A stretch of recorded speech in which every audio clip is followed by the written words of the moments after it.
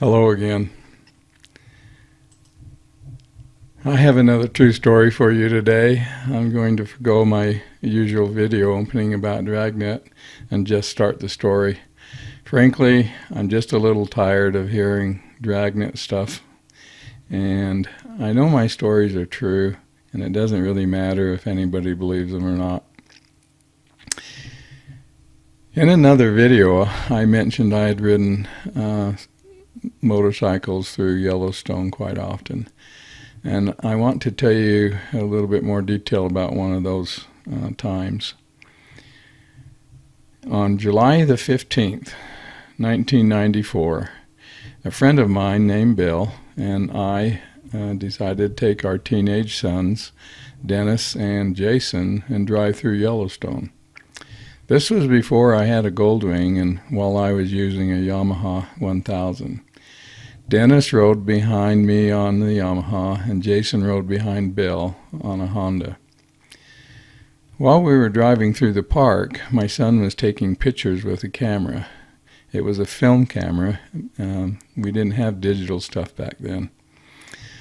I was driving in front with my son, and Bill and his son were following behind me. As we drove around a corner, we saw a line of cars that was almost stopped and just barely moving ahead behind a herd of buffalo that were walking in front of the cars, going the same direction. The buffalo herd extended around a curve, so we couldn't see how big it was. We just slowed down and got in back of the line of cars.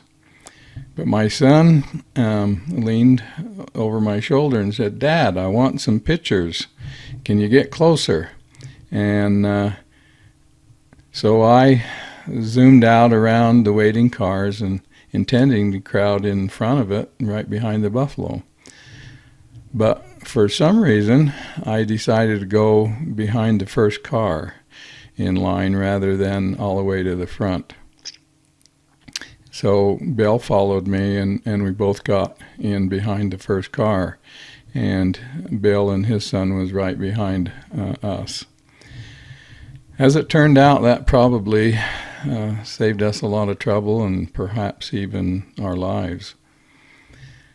After getting into line, all of a sudden, the buffalo turned around and started running, or stampeding, I guess is what you would call it, back around the corner and running along both sides of us and the cars. The herd came in a solid mass, and at least one buffalo smashed into that front car that we were behind, and was by the mass of buffaloes behind it, it was forced up onto the hood of the car. And I could see that the people in the car were trying to get out of their moonroof. Well, and the buffalo was kicking at the windshield and breaking the windshield. I was terrified that they would try and flow into the space behind the car. We could see them coming down both sides of us and both sides of that car. And they were just like in a solid mass, and one right on almost on top of the other one, just running alongside. And I was afraid that they're being so close together and running so close would cause one or more of them to cross over in the space where our motorcycles were and crush us. So I just kind of inched the motorcycle up and got really close to the back of that car. And Bill did the same thing for me. And I just stand there really hoping that they wouldn't believe that they could come across. I wanted them to think that we were part of that car and just keep going down the sides of the cars. After a while, to this day, I have never been so scared of anything. Buffalo are huge. They have big heads, massive heads, and the horns and big eyes just looking at you as they come by. we wouldn't have had a chance at all of surviving if they'd come across us.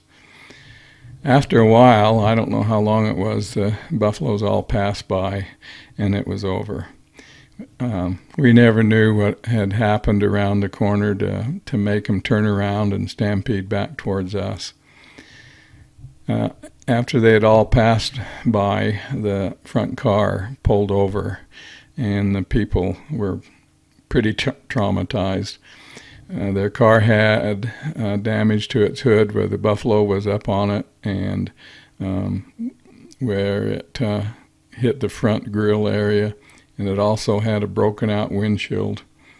And I didn't know what to say to him. I just volunteered to go find a park ranger so they could report the accident that they'd had, which we did. We zoomed off, and it was only a mile or two before we ran across a park ranger.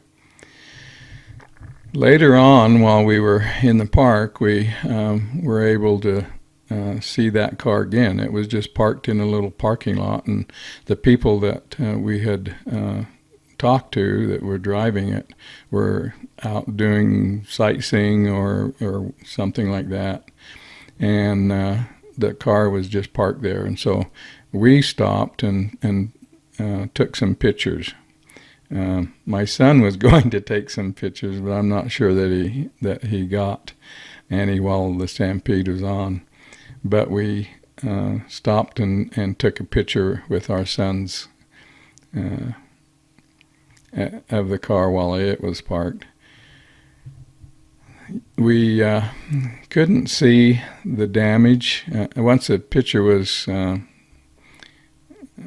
processed and we got it back, we couldn't see the damage to the hood, but we knew it was there. And what had happened is I was in the wrong position for the picture, and the glare in the hood kind of messed up that part of the picture.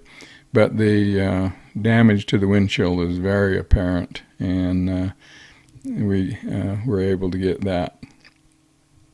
The car is a Honda Acura, and it had Washington State plates. And honestly, it probably saved our lives.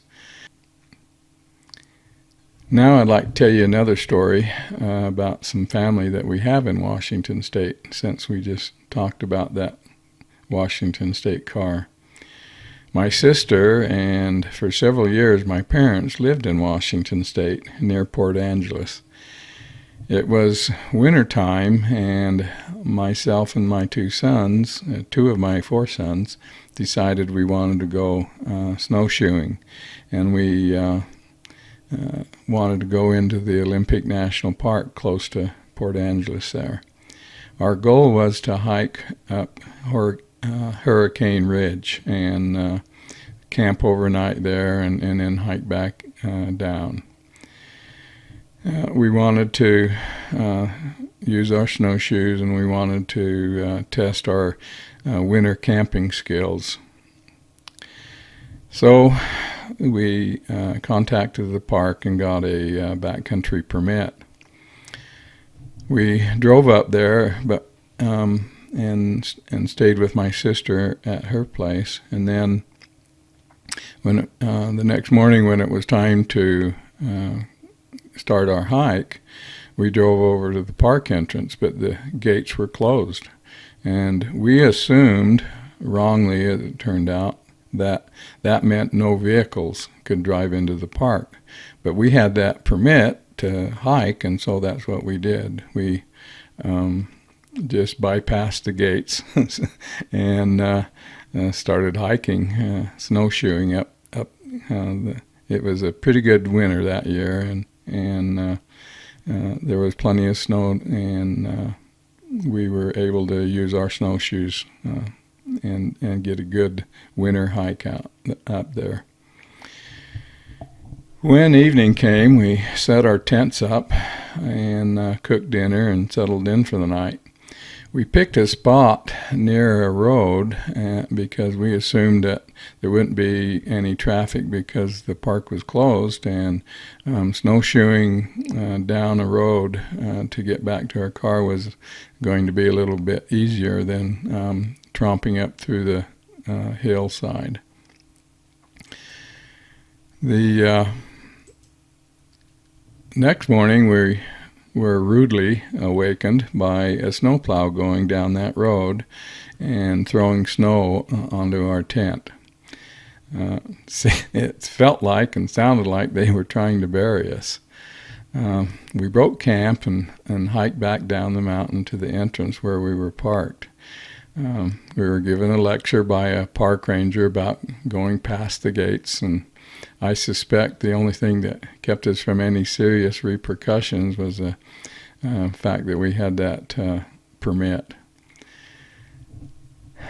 My sons and I often hiked and snowshoed in the hills around our home during the winter, and this was just another short hike that we wanted to try while we were visiting our parents and our sister up in Washington State.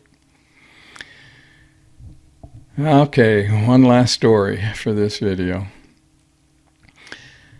I'm a little bit ashamed to tell you this one, but it's true, and my kids reminded me about it, and they want to hear it, so here it goes. Basically, sometimes I goof off, but I don't usually do it on duty like I was on this story. In fact, this is probably the only time I ever did this on duty, or did anything like this on duty. Anyway, this happened while I was a trooper, and I was working closely with the other trooper and with the sheriff and his deputies. And this story is basically possible because we became friends with the deputies and the other trooper, and we were all kind of a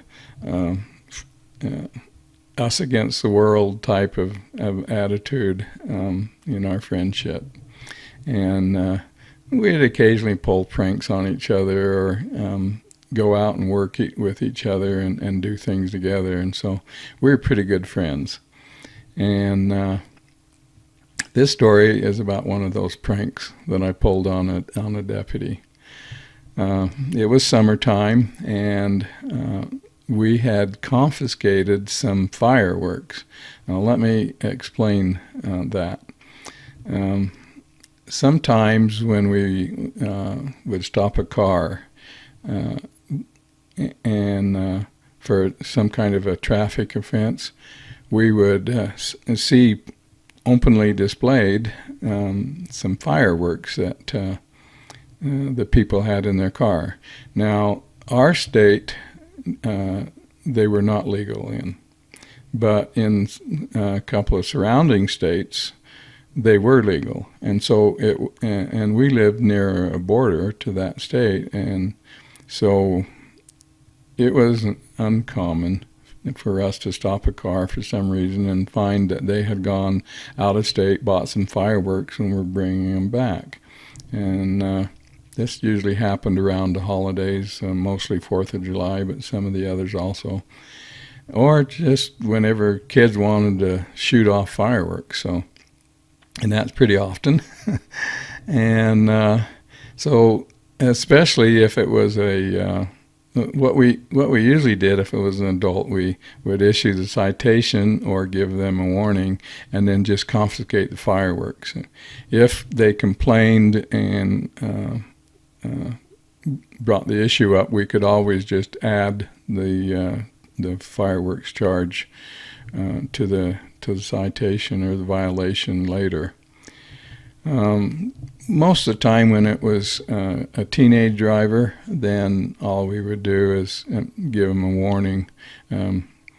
if it was a bad offense, a traffic offense that we stopped him for, we may or may not have given him a ticket. But most of the time we just gave them a warning and took away their fireworks and let that be the punishment for all of it, for the stop.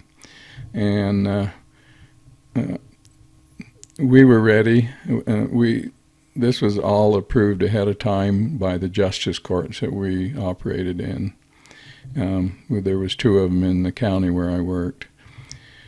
But nobody ever complained, and so there was never any problem about it. And after a couple of weeks of not hearing anything, we would take the fireworks and destroy them. And on this particular day, I was working with the other trooper, and we were on a long straightaway road out in the countryside. There was only fields around. It was not in a city or anything like that. And there was just fields, and the fields were green, and there wasn't any fire danger from the fireworks. And we were sitting running radar under some huge trees that were on the side of the road, and our cars were pretty much out of view as you came up that road. You'd see just the tree until you got closer where you could see our cars. And so people usually didn't even know they had radar on them until we flagged them over. We were doing that, and I had some bottle rocket. If you know what that is, it's a rocket that's on a stick that you light it and it flies off. And I had a couple of those that I'd confiscated in the back of my car, and we were just talking about different things, and we heard the radio on the police radio that we used, and it was the local channel. And so we heard the radio, and one of the deputies was talking, and he by what he was saying, we could tell that he was coming towards us along that road. And so for some stupid reason, I just thought, it'd be funny if we shot a bottle rocket out in front of his car, across the front of it. And it was a stupid thought. But so I got my a match out, and I got ready to light the match. And as he got closer, I lit the bottle rocket, but it took a little while for the fuse to go, and my timing was just a little bit off. So instead of the bottle rocket going out in front of the car and him seeing just a fizz going across the front of his car, it was summertime. He was driving with his windows down, and the bottle rocket went in the open passenger window, across underneath his nose, and out his open driver's side window. And I can't even imagine how startling that must have been to him. But he slammed on his brakes, and he came back, and he was so mad he could have cooked an egg on his head. The other trooper and I couldn't stop laughing, and I'm laughing even thinking about it again. But I think it took about a week for him to stop yelling at us, and luckily he was an excellent deputy. This was many years ago, and we're still friends. He has moved to another county in the state, but every once in a while, when he comes back and we see him in church or someplace, that's one of the things he brings up, and we laugh together about it again. But I think it's good to have a sense of humor, but you probably shouldn't shoot bottle rockets at other people's car. Well, this is enough for now. Thank you for your time. After I made this original video, I found a picture of some buffalo stampeding. They are not the actual buffalo that was in our stampede that I told you about. So I'm just going to throw this picture in to give you an idea of what it might look like. Thanks.